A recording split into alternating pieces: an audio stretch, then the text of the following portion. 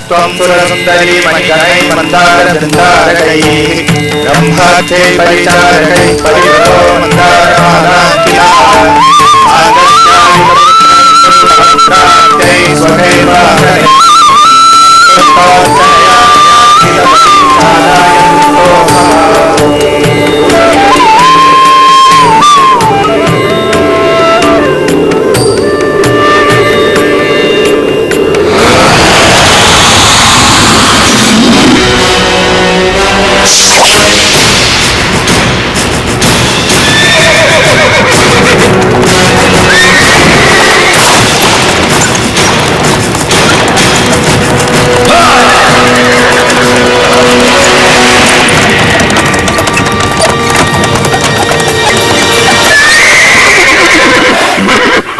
पृथ्वी पर मनुष्य आपको प्रसन्न करने के लिए यज्ञ कर रहे हैं देवराज इंद्र।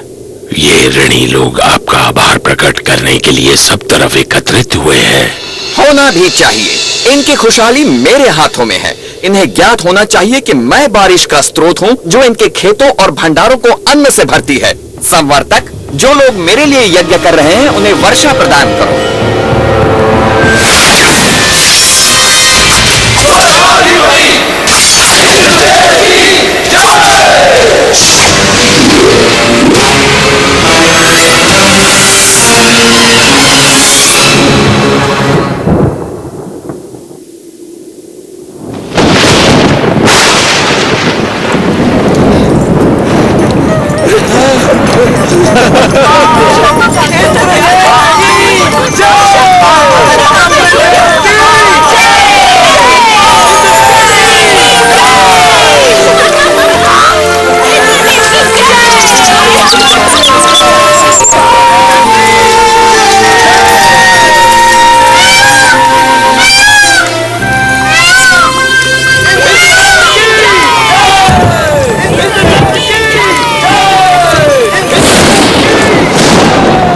से आ रहे इस कोलाहल को सुनिए देवराज इंद्र, आप सचमुच सबसे शक्तिशाली हैं। स्वर्ग का देवता हूँ, इंद्र जो हूँ मैं। इंद्र, तुम अपनी मर्यादा भूल रहे हो। तुम केवल अपने कर्तव्य का पालन कर रहे हो, भगवान विष्णु का आदेश पूरा कर रहे हो। मैं जो चाहूँ करूँगा, मैं किसी का आदेश नहीं मानता। इंद्र, मैं तुम्हारा शिक्षक हूँ। तुम्हें अपने यश और कीर्ति का अभिमान हो गया है।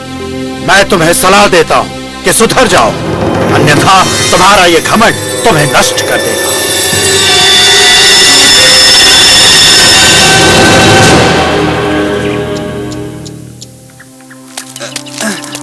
संभाल के ले चलना।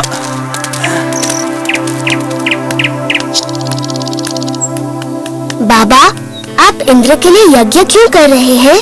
हमें इंद्र को प्रसन्न करने के लिए हर साल ये यज्ञ करना ही पड़ता है ताकि वो हमें बारिश दे। वैसे ही जैसे हर वर्ष हमें महाराज कंस को कर चुकाना पड़ता है। अरे नहीं बच्चों, इंद्र देव बुरे नहीं हैं, वो तो बारिश के देवता हैं। पानी जीवन के लिए अति आवश्यक होता है, इसीलिए हम हर साल यज्ञ के द्वारा इंद्र देव की पूजा करते हैं। परंतु बाबा, वो तो उनका कर्तव्य है। वो तो भगवान विष्णु के आदेश का पालन कर रहे हैं। देखो कृष्णा, ये बहुत पुरानी प्रथा है और हमें इसे तोड़ना नहीं चाहिए। बाबा, फिर हम धरती की पूजा क्यों नहीं करते जो हमें सब कुछ देती है, और सूर्य की जिससे जीवन मिलता है, और यमुना की क्यों नहीं? कृष्णा, तुम सही कहते हो, लेकिन ये संभव नहीं है। हम सदियों से चलती आ रही इस प्रथा को अकस्मात ही तोड़ नहीं सकते बेटा। परंतु बाबा, क्या हमें आंखें बंद करके प्रथाओं को मान लेना चाहिए? वो तो भगवान विष्णु है जो इंद्र और सभी देवताओं को शक्ति प्रदान करते हैं। विष्णु बिल्कुल सही कह रहा है। सभी देवता भगवान विष्णु के आदेशानुसार काम करते हैं, और वैसे भी वेदों में इंद्र के लिए अलग से यज्ञ का विधान नहीं है। हम ग्वाले हैं, हमारी संपत्ति हमारी गायें हैं, और वो भोजन के लिए निर्भर करती है इस गोवर्धन पर्वत पर। हम भी सभी चीजों के लिए गोवर्धन पर निर्भर करते हैं, इसलिए हमें गोवर्धन की पूजा करनी चाहिए, ना कि इंद्र की। मेरे वृंदावन के प्यारे मित्रों, हम सबको गोवर्धन पर्वत का हृदय से आभारी होना चाहिए।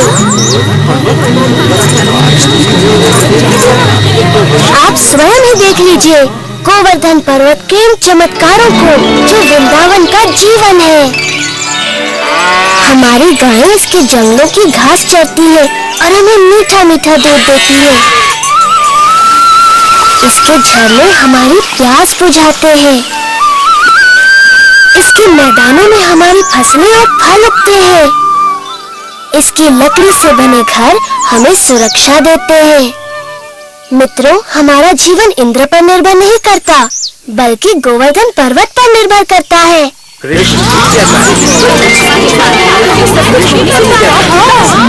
आयुष्मान भव। ये सब इंद्रदेव की नहीं, गोवर्धन की कृपा है। इसलिए मित्रों, सब लोग अपना अपना चढ़ावा एकत्रित करें। हम सब गोवर्धन की पूजा करेंगे।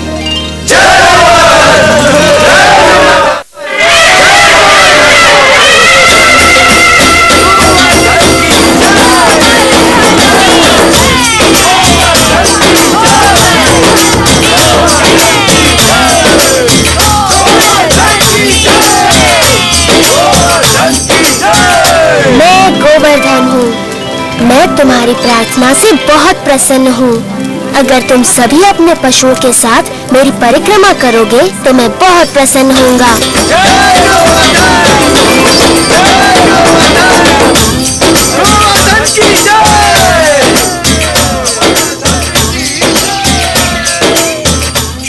देखो कितनी बड़ी पूजा हो रही है।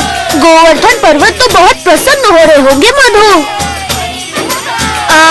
हाँ, गोवर्धन की पूजा करना अच्छी बात है बलराम, परंतु मैं इंद्रदेव को भी कुछ अर्पण अवश्य करूँगा, कहीं बुरा ना मान जाए।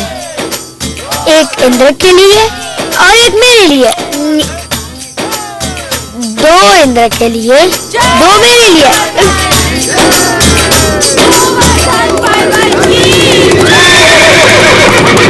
देखिए तो, वृंदावन वासी गोवर्धन पर्वत की पूजा कर रहे हैं। ये तो बड़े अचरज की बात है। उनकी ये हिम्मत! मुझे तुरंत इंद्र को सूचित करना होगा।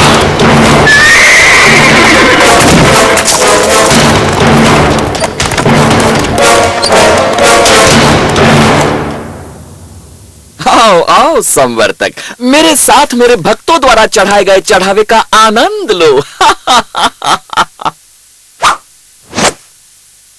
क्षमा चाहता हूँ देवराज इंद्र, परंतु ये समाचार आपको विचलित कर सकता है। अब ये मत कहना कि तुमने गलती से एक और गांव को बाढ़ से भर दिया। ये बात मन से निकाल दो। मुझे डर है कि आप इस समाचार से बहुत क्रोधित हो जाएंगे।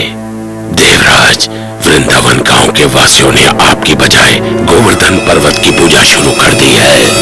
क्या? गोवर्धन पर्वत? उन्होंने मेरी पूजा ना करके मिट्टी के ढेर की पूजा की? वो ऐसा कैसे कर सकते हैं संवर्तक, वो भी मुझसे बारिश का उपहार पाने के बाद? ऐसा सुना है कि वो एक नादान लड़के के बहकावे में आ गए हैं। उपहास मत करो संवर्तक। क्षमा चाहता हूँ देवराज, लेकिन यही सच है। नंद के पुत्र कृष्ण ने अपनी चमत्कारी शक्तियों का प्रयोग करके वृंदावन के वासियों को बहका लिया है। अच्छा, उन्होंने मेरा आदेश मानने के बजाय एक नादान की बातों को माना। इन लोगों का दिमाग खराब हो गया है। देखना अब इन पर मेरा कहर बरसेगा। सुनो संवर्तक। जी देवराज। जाओ और वृंदावन को डुबो दो, गोवर्धन के त्योहार को बर्बाद कर दो और वृंदावन के वासियों को इस दुस्साहस की सजा दो। ले, सिर्फ निक पर।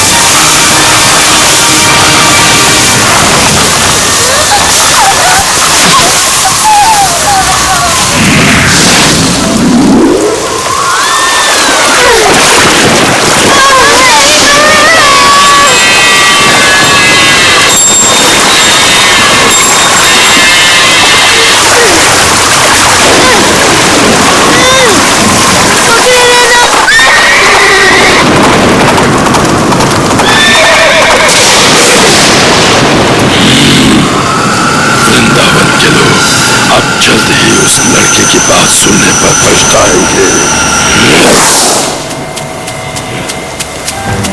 इंद्रदेव हम सभी का विनाश करने पर तुले हैं। कुछ करिए नंद महाराज। मेरे प्यारे कृष्ण, मैं जानता हूं तुम हमारा हित ही चाहते थे, लेकिन तुमने इंद्रदेव को कुपित कर दिया। हमें इसी समय उनसे क्षमा मांगनी चाहिए। परंतु बाबा इंद्र। देखो बलराम, बाबा ठीक कहते हैं। ये सब मेरी सलाह के कारण कष्ट भोग रहे हैं। अभी भी देर नहीं हुई। हम इंद्र से क्षमा याचना कर सकते हैं। रुको, कृष्ण कभी भी हम पे या हमारे वृंदावन पे आँच नहीं आने देगा, कभी नहीं।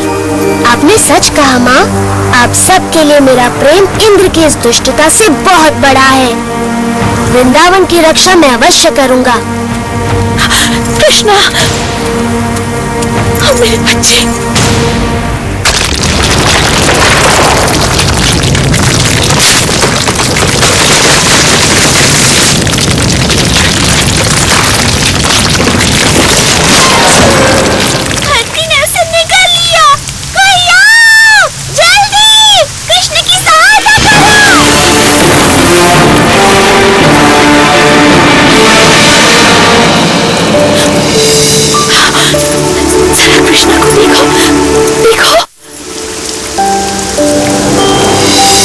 वृंदावन वासियों, गोवर्धन पर्वत के नीचे आ जाइए।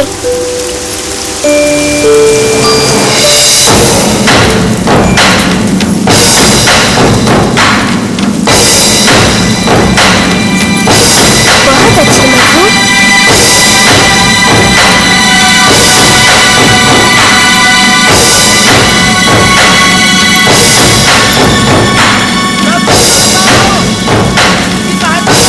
जल्दी आओ, अपनी लाठियों से पर्वत को उठाने में कृष्ण की मदद करो। हाँ, वो अकेले ये नहीं कर पाएगा। बहुत अच्छे मधु।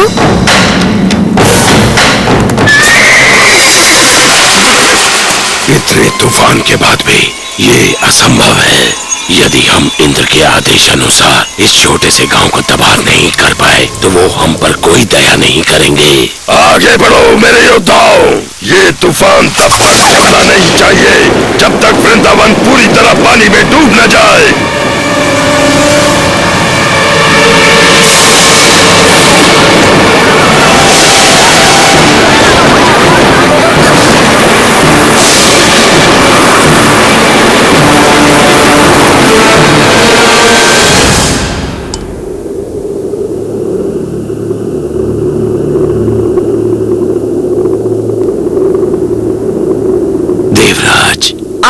आओ संवर्तक, बहुत थके हुए लग रहे हो। बैठ जाओ और सब विस्तार पूर्वक सुनाओ। बताओ, क्या तुम्हारे तूफान के बाद भी वृंदावन का कोई चिन्ह बचा है? देवराज, आपके योद्धाओं ने पिछले 6 दिन और 6 रातों से तूफान मचा रखा है, जिसमें आग की तरह बिजली कड़क रही है और घनघोर वर्षा हो रही है। मनुष्य ने इससे पहले ऐसा दृश्य कभी नहीं देखा। अच्छा है, बहुत अच्छा है। अब तक तो वृंदावन पूरी तरह डूब चुका होगा। काश मैं ऐसा कह पाता देवराज इंद्र, लेकिन सच ये है कि हमारे तूफान भी कृष्ण के सामने नहीं टिक पाए। मेरे तूफानी योद्धा एक बच्चे से परास्त हो गए। उसने गोवर्धन पर्वत को अपने सिर पर उठा रखा है और वो वृंदावन वासियों और उनके पशुओं की रक्षा कर रहा है। हम परास्त हो गए। लगता है तुम्हारी आंखों को धोखा हुआ है संवर्तक। 6 दिनों से कड़क रही बिजली ने तुम्हें अंधा कर दिया है। मेरे वाहन ऐरावत को बुलाया जाए। मैं स्वयं वृंदावन जाकर इस चमत्कार को देखना चाहूंगा।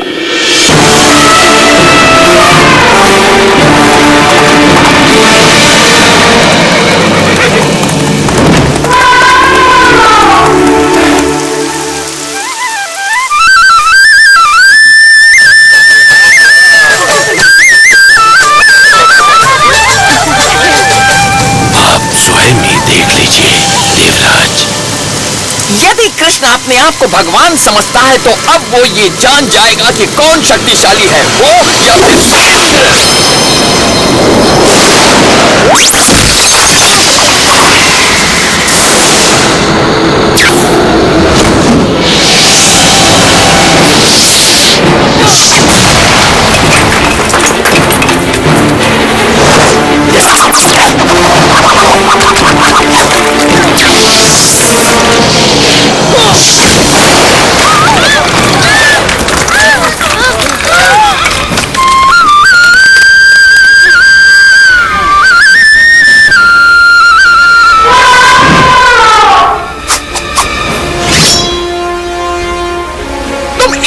से बच नहीं सकते। कृष्ण की बात मानने का दंड भुगतना होगा।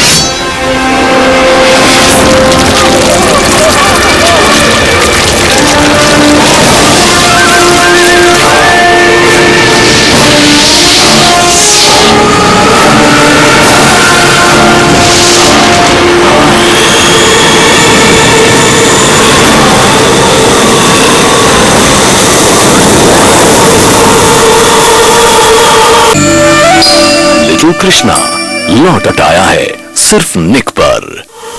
कृष्णा, कृष्णा हमारी रक्षा करो। इंद्र गोवर्धन पर्वत को नष्ट कर रहे हैं। इंद्र कुछ नहीं बिगाड़ सकते, भय मत करो।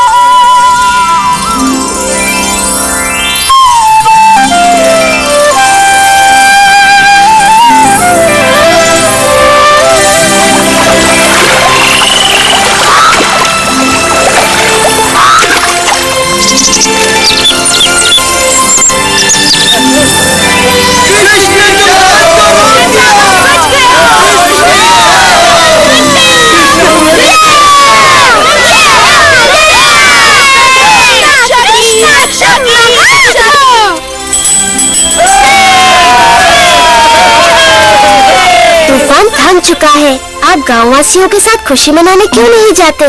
पर कृष्ण, क्या तुम अकेले इस पर्वत को उठाए रख सकते हो? नादान मत बनो कृष्ण, तुम एक छोटे बालक हो। पहले तुम बाहर निकलो। आप बहुत दयालु हैं।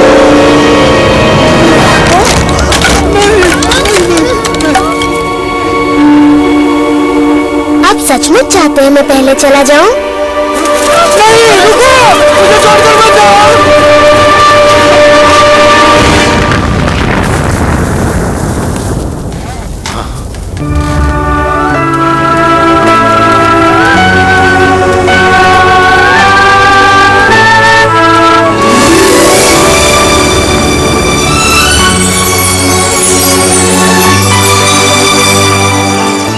तुम्हारे आभारी हैं। तुमने हमें बचा लिया कृष्ण, हम सुरक्षित हैं। आभार मेरा नहीं, गोवर्धन पर्वत का मानिए।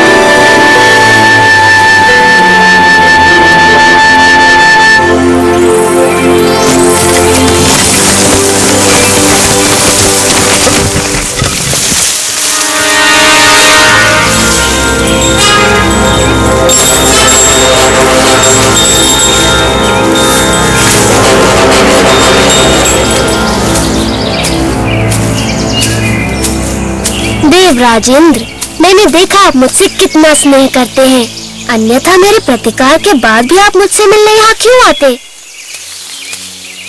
कृष्ण, प्रतिकार तो मैंने किया है आपका। मैंने बहुत बड़ी मूर्खता की।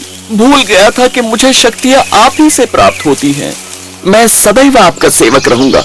मैं आपसे क्षमा मांगता हूँ। देवराज, आपको अपनी शक्ति का बहुत अभिमान हो गया था और ऐसा मैंने इसलिए किया ताकि आपका अभिमान तोड़ सकूं। जाइए, मैं आपको क्षमा करता हूँ।